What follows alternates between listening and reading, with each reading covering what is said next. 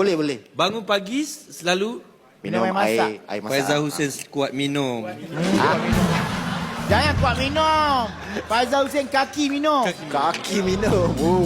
Kaki minum air masak. Okey. Okey. Sorry, so orang perlu tengok tak Go Against You 2 ni? Yes, because Perlu kita tengok?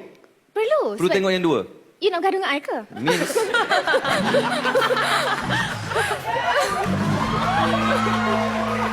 Umi Nazira cuba menghencap wartawan.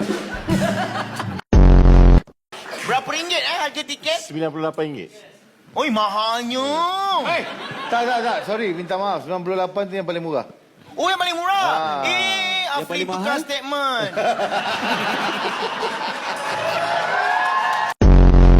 kenapa dalam show 4D ni tak jemput Jozan? Kenapa? Wah.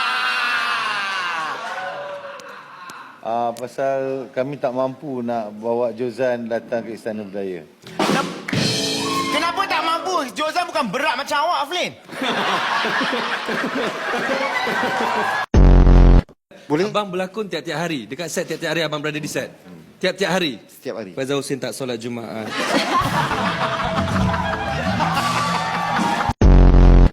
Maya Karin.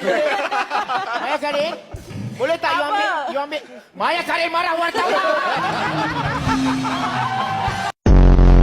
Daripada dulu awak menyanyi, sekarang awak buat jadi penyampai radio pula. Ya. Film director pun pernah. Film director pun sekarang ni awak semakin menjadi-jadi awak Mawi Biar tak betul lah. Okey. Soalan saya, kalau semua benda dah awak buat, orang lain nak makan apa?